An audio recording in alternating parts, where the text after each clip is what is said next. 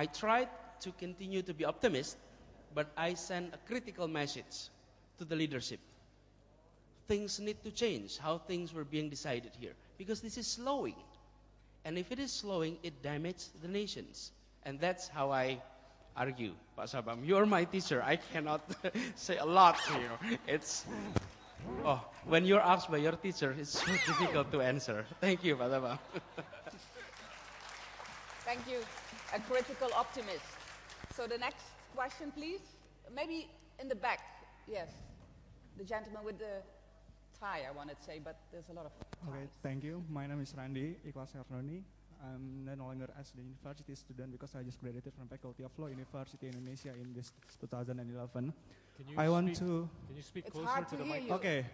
My name is Randy Ikhlas and I just graduated from, I no longer as this university student because I just graduated. Bisa maju sedikit mungkin. Okay. Okay, my name is Randy Ikhlas. Yeah, thank you. I no longer as university student because just graduated from Faculty of Law, University of Indonesia in this 2010. But I want to ask to Mr. Gita Wiryawan as I think you are the head of marketer for Indonesia because his current position is the chairman of the Indonesian Investment Coordinating Board. So I want to know that where is the law and regulation position in Indonesia to help Indonesia achieve the future goal in this next 30 years. I want to ask you, what is your first, if you want to describe about the law and regulation in Indonesia in one word, what word you to use? And then after that, I want to know that what is your argument to the investor about Indonesia that help them will buy your seller about Indonesia? So this is my question. Thank you for your time. What was your name again? Randy. Randy. Okay, good. Let me take the blame for Anis because he probably sounded more optimistic than you would have expected because he's sitting next to a government official. You know, I think there's two types of answers to your question. The first one is a 20-second version. Another one is a 20-hour version. But when I promote Indonesia, for example, in an elevator, when I meet up with some stranger, I would just mention that this is a country with 240 million people. That's young. And that's a lot greater than Singapore's 4.5 million, Malaysia's 23 million, Vietnam's 86 million, Thailand's 60 million. It's a great scale and domestic market. Second is, it is fiscally sound, meaning we have been able to be prudent for a long time, the last 6 years, and we are continuing to be as prudent, if not more prudent than ever from a fiscal standpoint in managing our debt and fiscal situation. Third, we're managing our monetary policy and system effectively and efficiently. Unlike Singapore, Malaysia, Vietnam, Thailand, even China and India, which have had to raise their policy rates 7 to 9 times in the last 19 months just to manage inflation. We've only had to do it once in the same period. And even we had a deflation in March. Think about it. The only reason for us to be concerned with inflationary pressure is rice. We are the largest consumers of rice in the world on a per capita basis. You and I and everybody else in this room, we eat 139 kilograms of rice per year each. You know what the Vietnamese and the Thais are doing or consuming? Only 70 kilograms. So that's a real issue. As people demand a lot of rice every day, perhaps if we put up an ad tomorrow that says rice is cancerous, I think we'll start eating potatoes. And that will even help Indonesian government in managing inflationary pressure. Then you've got the demographics, which is fantastic.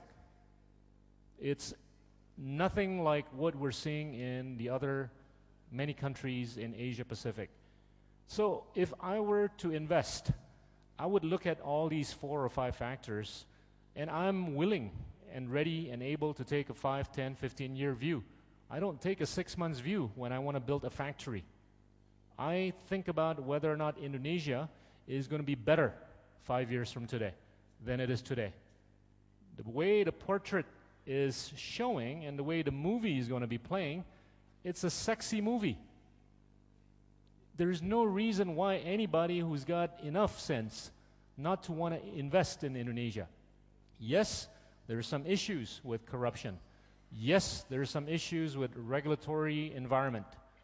You know, we don't have as good a sanctity of contract and dispute resolution mechanism as perhaps we would in other countries. But the question is, are we going to be more capable and able 5 years from today in fixing these? The answer is unequivocally yes, because we're getting more educated. We're getting more funding. We have a lot more money on the table to spend. And I have no problem convincing anybody who wants to build factories in Indonesia because they're happy and willing and ready to take a long-term view of the country. That's the 20-second version. Thank you, Pak Gita. I'm still impressed about the amount of rice Indonesians can eat. Yeah, I still, lot. after 15 years, can't keep up. I bet she eats rice now. I do, but not as much. Any more questions specifically for Subai? Anyone in particular? We should take from a lady or a female. And a lady, yes. Yeah. We've been blamed for gender mismatches on the speakers. Yeah, you already are blamed for that. Okay. Yes, there she is. Yeah. I would like to deliver a question for Pak Gita Wirjawan. As we know, Indonesia is the 4th most populous country, and then youth comprise most of half Indonesian population nowadays. And in the other side, there are so many people, especially kids, are uneducated, especially who live in the rural areas outside Java Island because of lack of infrastructures and so on and so forth. And in your opinion, what is the most effective way to avoid the demographic bonus turning into demographic disasters like what happened in the Middle East currently? Thank you so much. To who is the question addressed? Yeah, how to avoid the demographic bonus turning into demographic disasters like what happened in Middle East? Look, I think we've got to realize that we went through what the Middle Eastern brothers and sisters of ours are going through in 1998. Okay, we have gone through the democratization process 12, 13 years ago, and we have become a much more mature democracy than we were 5, 6 years ago. And that's testified to by many people around the world.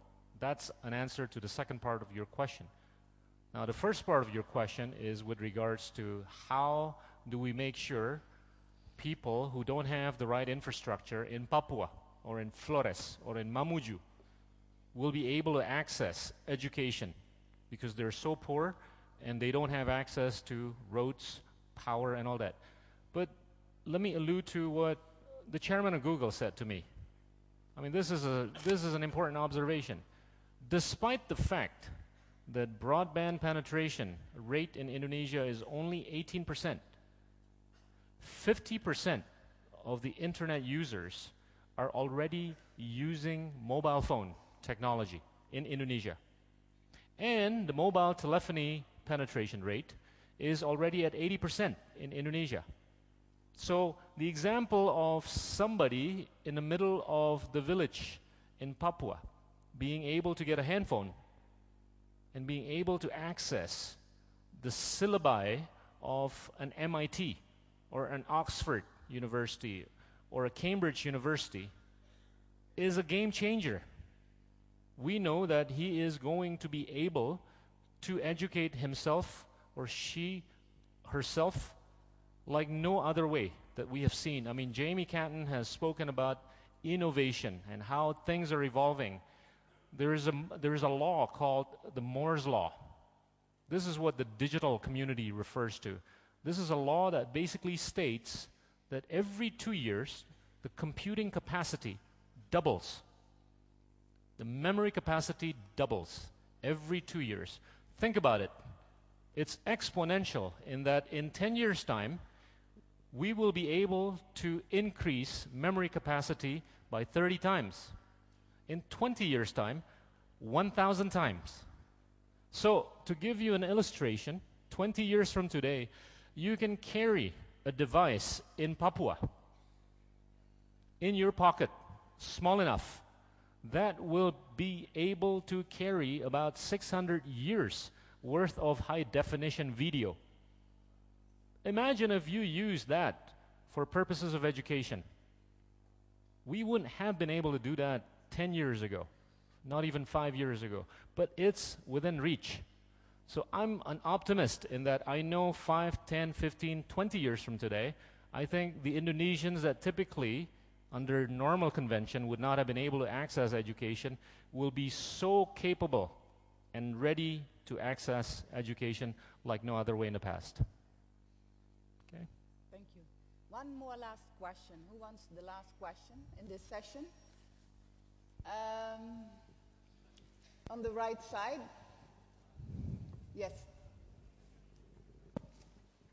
Okay, thank you very much. I'm Adi Saputra. I come from Sampurna School of Business.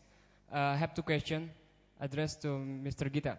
First of all, there are so many issues recently that our economic growth is in bubble condition. What do you think? Can you clarify? And the next one is you did well in investment. Recently, our IHSG break the new record up to 4,100. But the other side, we also face the hot money. Can you clarify what's the fundamental things that you prepare to face us to prevent the dangers of that hot money? Thank you. Okay, I think we have to be very, very clear about what a bubble is. Okay? A bubble is when we've got too many artificial demand for whatever supply of goods and services that's there. But that would only expose us to greater risks if we don't have the fundamentals right. Speaking of the fundamentals, we always have to talk about the macro stuff. The macro politics is that we have gone through a maturing process of democratization, and it's continuing to mature. And from a macroeconomic standpoint, we have to talk about fiscal and monetary. I've talked about the fiscal stuff. You know, Japan runs at a debt to GDP ratio of close to 200%. The Western European countries run between 80 to 165%. And they're going to have a tough time de-levering themselves. What we will see in the next 5 years is a continuing period of kicking the can down the road for the European economies and also the US economy that's exposed to, you know, close to 200% worth of debt to GDP ratio. So that is so different from what we have today at 26%. You know, the lower the percentage, the better it is for us to carry the burden. And that's going to come down to 20% in 3 years' time. Potentially even lower than 20% by 2014. And monetarily, I've spoken about how the monetary instrument has played a role effectively and efficiently. So I'm not too worried unless we get into some really bizarre behavior of economic activities, which we're not. Now, if we take a look at the stock market, the index being at a level higher than 4,000, but it still trades at about 13.5 times PE, which is at par with Shanghai, which is at par with Mumbai. Now, the question is, where is the market cap today versus what we went through in 1998? The market cap of the stock market in 1998 was a mere 20 to 30 billion US. Today is in excess of 400 billion US. At that time, our foreign exchange reserve was 17 billion US. Today, it's at more than 120 billion US. Today, we have a greater degree of ownership and liquidity from the domestic sources. So in the event that there is an external shock, which happened in 19